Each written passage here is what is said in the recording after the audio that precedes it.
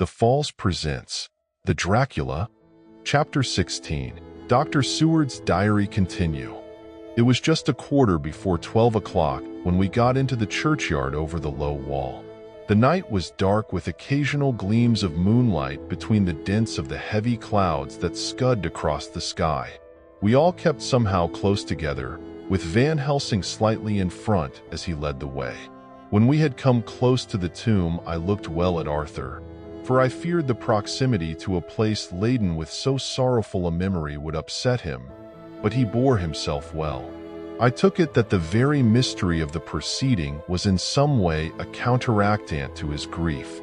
The professor unlocked the door, and seeing a natural hesitation amongst us for various reasons, solved the difficulty by entering first himself. The rest of us followed, and he closed the door. He then lit a dark lantern and pointed to a coffin. Arthur stepped forward hesitatingly. Van Helsing said to me, "You were with me here yesterday. Was the body of Miss Lucy in that coffin?" It was. The professor turned to the rest saying, "You hear, and yet there is no one who does not believe with me." He took his screwdriver and again took off the lid of the coffin. Arthur looked on, very pale but silent. When the lid was removed, he stepped forward. He evidently did not know that there was a leaden coffin, or at any rate, had not thought of it. When he saw the rent in the lid, the blood rushed to his face for an instant, but as quickly fell away again, so that he remained of a ghastly whiteness. He was still silent. Van Helsing forced back the leaden flange, and we all looked in and recoiled. The coffin was empty. For several minutes, no one spoke a word. The silence was broken by Quincy Morris. "Professor, I answered for you. Your word is all I want. I wouldn't ask such a thing ordinarily. I wouldn't so dishonor you as to imply a doubt, but this is a mystery that goes beyond any honor or dishonor. Is this your doing? I swear to you by all that I hold sacred that I have not removed or touched her. What happened was this. 2 nights ago my friend Seward and I came here, with good purpose, believe me. I opened that coffin, which was then sealed up, and we found it is now empty. We then waited, and saw something white come through the trees. The next day we came here in daytime, and she lay there. Did she not, friend John? Yes. That night we were just in time. One more so small child was missing, and we find it, thank God, unharmed amongst the graves. Yesterday I came here before sundown, for at sundown the undead can move. I waited here all night till the sun rose, but I saw nothing. It was most probable that it was because I had laid over the clamps of those doors garlic, which the undead cannot bear, and other things which they shun. Last night there was no exodus, so tonight before the sundown I took away my garlic and other things. And so it is we find this coffin empty. But bear with me. So far there is much that is strange. Wait you with me outside, unseen and unheard, and things much stranger are yet to be. So, here he shut the dark slide of his lantern, now to the outside. He opened the door, and we filed out, he coming last and locking the door behind him. Oh, but it seemed fresh and pure in the night air after the terror of that vault. How sweet it was to see the clouds race by, and the passing gleams of the moonlight between the scudding clouds crossing and passing, like the gladness and sorrow of a man's life. How sweet it was to breathe the fresh air that had no taint of death and decay. How humanizing to see the red lighting of the sky beyond the hill, and to hear far away the muffled roar that marks the life of a great city. Each in his own way was solemn and overcome. Arthur was silent and was, I could see, striving to grasp the purpose and the inner meaning of the mystery. I was myself tolerably patient and half inclined again to throw aside doubt and to accept Van Helsing's conclusions. Quincy Morris was phlegmatic in the way of a man who accepts all things and accepts them in the spirit of cool bravery with hazard of all he has at stake. Not being able to smoke, He cut himself a good-sized plug of tobacco and began to chew. As to Van Helsing, he was employed in a definite way. First, he took from his bag a mass of what looked like thin, wafer-like biscuit, which was carefully rolled up in a white napkin. Next, he took out a double handful of some whitish stuff, like dough or putty. He crumbled the wafer up fine and worked it into the mass.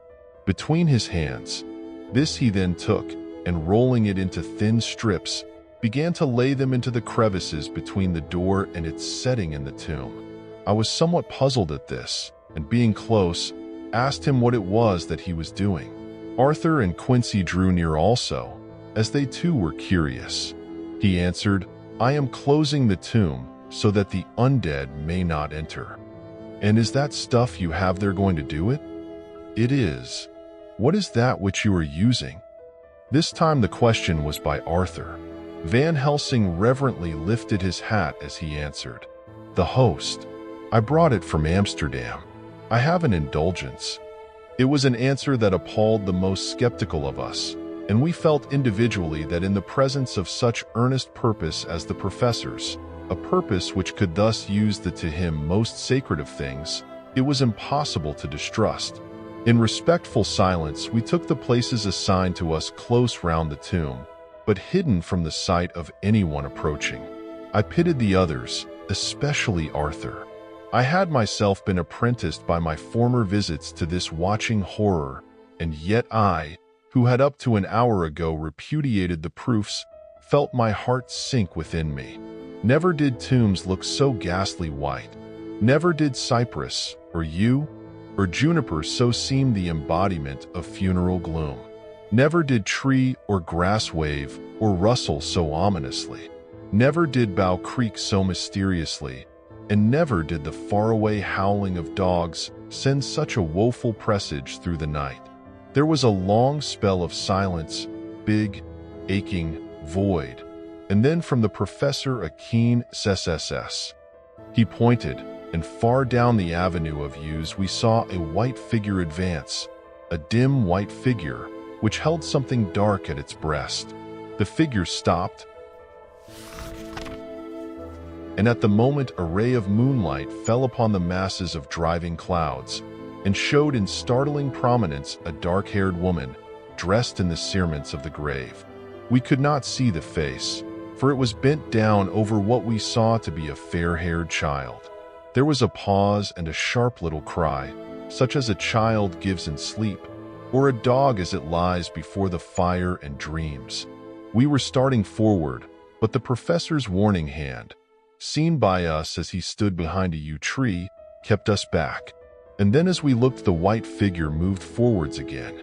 It was now near enough for us to see clearly, and the moonlight still held. My own heart grew cold as ice, and I could hear the gasp of Arthur as we recognized the features of Lucy Westenra. Lucy Westenra, but yet how changed.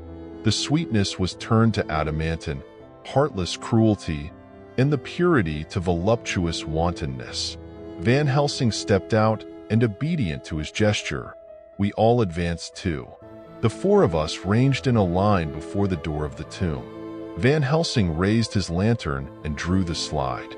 By the concentrated light that fell on Lucy's face, we could see that the lips were crimson with fresh blood, and that the stream had trickled over her chin and stained the purity of her lawn death robe. We shuddered with horror. I could see by the tremulous light that even Van Helsing's iron nerve had failed. Arthur was next to me, and if I had not seized his arm and held him up, he would have fallen. When Lucy, I call the thing that was before us Lucy because it bore her shape, saw us, she drew back with an angry snarl, such as a cat gives when taken unawares. Then her eyes ranged over us. Lucy's eyes in form and color, but Lucy's eyes unclean and full of hell fire, instead of the pure, gentle orbs we knew. At that moment the remnant of my love passed into hate and loathing. Had she then to be killed, I could have done it with savage delight. As she looked, her eyes blazed with unholy light, and the face became wreathed with a voluptuous smile. Oh God, How it made me shudder to see it.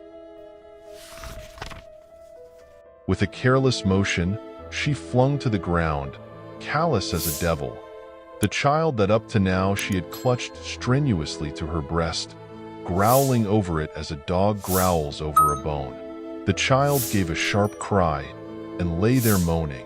There was a cold bloodedness in the act which wrung a groan from Arthur. When she advanced to him with outstretched arms and a wanton smile, he fell back and hid his face in his hands. She still advanced, however, and with a languorous, voluptuous grace, said, "Come to me, Arthur. Leave these others and come to me. My arms are hungry for you. Come, and we can rest together. Come, my husband, come." There was something diabolically sweet in her tones, something of the tinkling of glass when struck, which rang through the brains even of us who heard the words addressed to another. As for Arthur, he seemed under a spell, moving his hands from his face. He opened wide his arms. She was leaping for them, when Van Helsing sprang forward and held between them his little golden crucifix. She recoiled from it, and with a suddenly distorted face, full of rage, dashed past him as if to enter the tomb. When within a foot or two of the door, however, she stopped, as if arrested by some irresistible force. Then she turned, and her face was shown in the clear burst of moonlight and by the lamp, which had now no quiver from Van Helsing's nerves. Never did I see such baffled malice on a face, and never, I trust, shall such ever be seen again by mortal eyes. The beautiful color became livid. The eyes seemed to throw out sparks of hell fire. The brows were wrinkled as though the folds of flesh were the coils of Medusa's snakes, and the lovely, blood-stained mouth grew to an open square, as in the passion masks of the Greeks and Japanese. If ever a face meant death, if looks could kill, we saw it at that moment. And so for full half a minute, which seemed an eternity, she remained between the lifted crucifix and the sacred closing of her means of entry. Van Helsing broke the silence by asking Arthur, "Answer me, O my friend, am I to proceed in my work?" "Do as you will, friend, do as you will. There can be no horror like this ever any more." And he groaned in spirit. Quincy and I simultaneously moved towards him and took his arms. We could hear the click of the closing lantern as Van Helsing held it down. Coming close to the tomb, he began to remove from the chinks some of the sacred emblem which he had placed there. We all looked on with horrified amazement as we saw, when he stood back, the woman, with a corporeal body as real at that moment as our own, passed through the interstice where scarce a knife blade could have gone. We all felt a glad sense of relief when we saw the professor calmly restoring the strings of putty to the edges of the door. When this was done, he lifted the child and said, "Come now, my friends. We can do no more till tomorrow. There is a funeral at noon, so here we shall all come before long after that. The friends of the dead will all be gone by 2, and when the sexton locks the gate we shall remain. Then there is more to do, but not like this of tonight. As for this little one, he is not much harmed, and by tomorrow night he shall be well. We shall leave him where the police will find him, as on the other night, and then to home." Coming close to Arthur, he said, "My friend Arthur, you have had a sore trial, but after, when you look back, you will see how it was necessary. You are now in the bitter waters, my child. By this time tomorrow you will, please God, have passed them, and have drunk of the sweet waters. So do not mourn over much. Till then I shall not ask you to forgive me." Arthur and Quincy came home with me, and we tried to cheer each other on the way. We had left behind the child in safety and were tired. So we all slept with more or less reality of sleep. September 29th, night. A little before 12 o'clock we three, Arthur, Quincy Morris, and myself, called for the professor. It was odd to notice that by common consent we had all put on black clothes. Of course, Arthur wore black, for he was in deep mourning, but the rest of us wore it by instinct. We got to the graveyard by 1:30 and strolled about, keeping out of official observation, so that when the gravediggers had completed their task and the sexton, under the belief that everyone had gone, had locked the gate, we had the place all to ourselves. Van Helsing, instead of his little black bag, had with him a long leather one, something like a cricketing bag. It was manifestly of fair weight. When we were alone and had heard the last of the footsteps die out up the road, we silently, and as if by ordered intention, followed the professor to the tomb. He unlocked the door, and we entered, closing it behind us. Then he took from his bag the lantern, which he lit, and also 2 wax candles, which, when lighted, he stuck by melting their own ends on other coffins, so that they might give light sufficient to work by. When he again lifted the lid off Lucy's coffin, we all looked, Arthur trembling like an aspen, and saw that the corpse lay there in all its death beauty. But there was no love in my own heart, nothing but loathing for the foul thing which had taken Lucy's shape without her soul. I could see even Arthur's face grow hard as he looked. Presently he said to Van Helsing, "Is this really Lucy's body, or only a demon in her shape?" "It is her body, and yet not it. But wait a while, and you shall see her as she was and is." She seemed like a nightmare of Lucy as she lay there, the pointed teeth, the blood-stained, voluptuous mouth, which made one shudder to see, the whole carnal and unspirited appearance, seeming like a devilish mockery of Lucy's sweet purity. Van Helsing, with his usual methodicalness, began taking the various contents from his bag and placing them ready for use.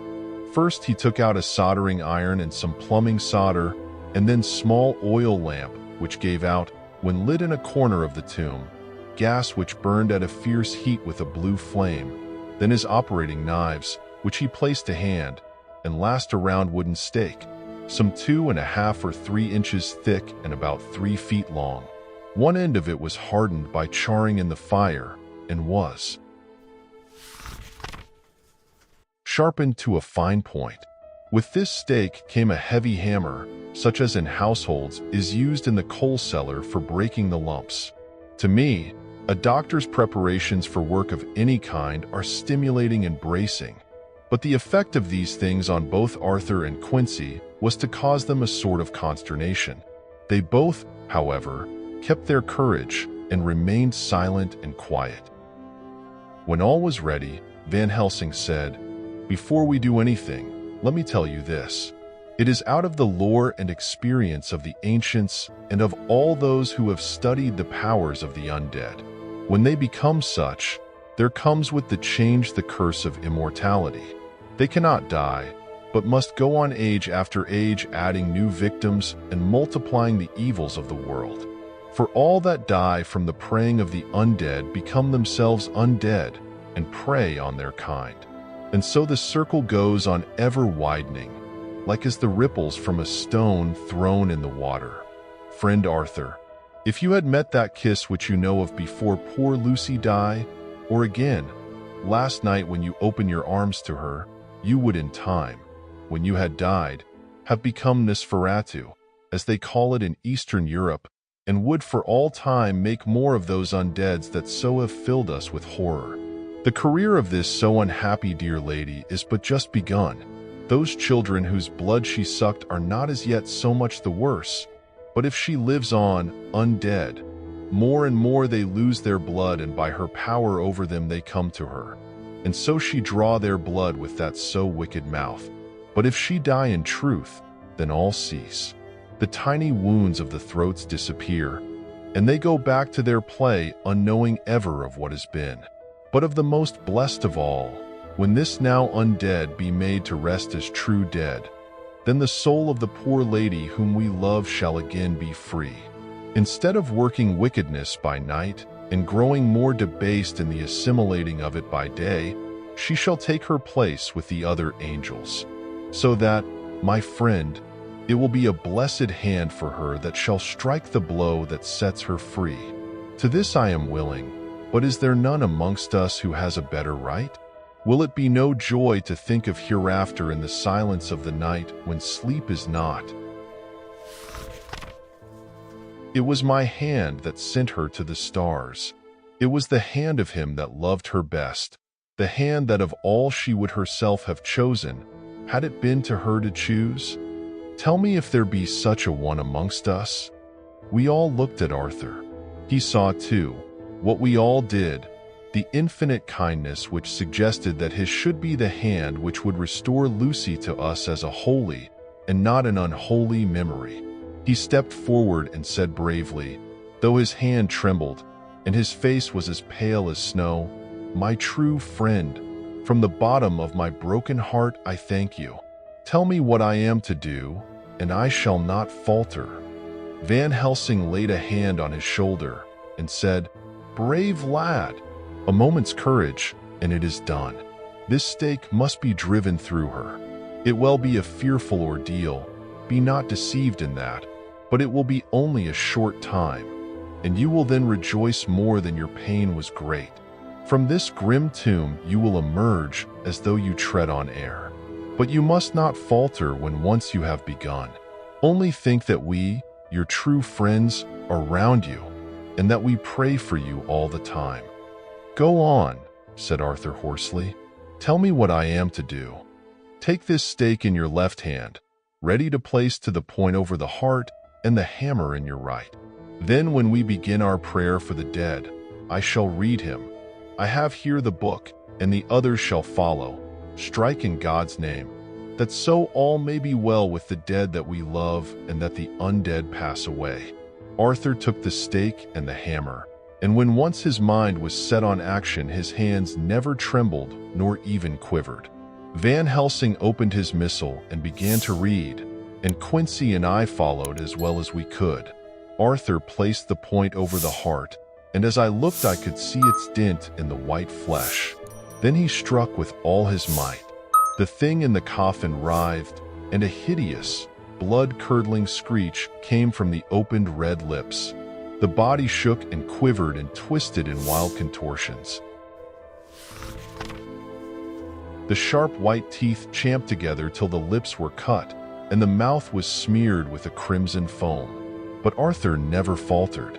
He looked like a figure of Thor as his untrembling arm rose and fell, driving deeper and deeper the mercy-bearing stake, whilst the blood from the pierced heart welled and spurted up around it.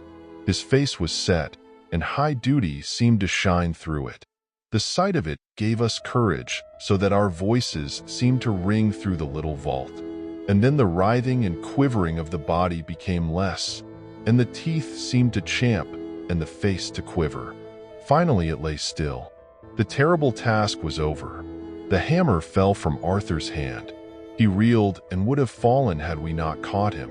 The great drops of sweat sprang from his forehead, and his breath came in broken gasps. It had indeed been an awful strain on him, and had he not been forced to his task by more than human considerations, he could never have gone through with it. For a few minutes we were so taken up with him that we did not look towards the coffin. When we did, however, a murmur of startled surprise ran from one to the other of us. We gazed so eagerly that Arthur rose, for he had been seated on the ground, and came and looked too, and then a glad, strange light broke over his face and dispelled altogether the gloom of horror that lay upon it. There, in the coffin, lay no longer the foul thing that we had so dreaded and grown to hate, that the work of her destruction was yielded as a privilege to the one best entitled to it, but Lucy as we had seen her in life, with her face of unequaled sweetness and purity. True that there were there, as we had seen them in life, the traces of care and pain and waste. But these were all dear to us, for they marked her truth to what we knew. One and all we felt that the holy calm that lay like sunshine over the wasted face and form was only an earthly token and symbol of the calm that was to reign forever. Van Helsing came and laid his hand on Arthur's shoulder and said to him, "And now, Arthur, my friend, dear lad, am I not forgiven? The reaction of the terrible strain came as he took the old man's hand in his, and raising it to his lips, pressed it and said, "Forgiven. God bless you that you have given my dear one her soul again, and me peace." He put his hands on the professor's shoulder, and laying his head on his breast, cried for a while silently, whilst we stood unmoving. When he raised his head, Van Helsing said to him, "And now, my child, you may kiss her. Kiss her dead lips if you will, as she would have you to, if for her to choose. For she is not a grinning devil now, not any more a foul thing for all eternity. No longer she is the devil's undead. She is God's true dead, whose soul is with him." Arthur bent and kissed her, and then we sent him and Quincy out of the tomb. The professor and I sawed the top off the stake, leaving the point of it in the body. Then we cut off the head and filled the mouth with garlic. We soldered up the leaden coffin, screwed on the coffin lid, and gathering up our belongings, came away. When the professor locked the door, he gave the key to Arthur. Outside the air was sweet, the sun shone, and the birds sang, and it seemed as if all nature were tuned to a different pitch. There was gladness and mirth and peace everywhere, for we were at rest ourselves on one account, and we were glad, though it was with a tempered joy. Before we moved away, Van Helsing said, "Now, my friends, one step of our work is done, one the most harrowing to ourselves. But there remains a greater task, to find out the author of all this our sorrow and to stamp him out. I have clues which we can follow, but it is a long task and a difficult one, and there is danger in it and pain. Shall you not all help me? We have learned to believe, all of us, is it not so? And since so, do we not see our duty? Yes. And do we not promise to go on to the bitter end?" Each in turn, we took his hand, and the promise was made. Then said the professor as we moved off, "2 nights hence you shall meet with me and dine together at 7 of the clock with friend John. I shall entreat 2 others, 2 that you know not as yet, and I shall be ready to all our work show and our plans unfold. Friend John, you come with me home, for I have much to consult you about, and you can help me. Tonight I leave for Amsterdam, but shall return tomorrow night, and then begins our great quest. But first I shall have much to say, so that you may know what to do and to dread. Then our promise shall be made to each other anew. For there is a terrible task before us, and once our feet are on the plowshare we must not draw back." Please like, comment, share, subscribe to our channel for more. Thank you.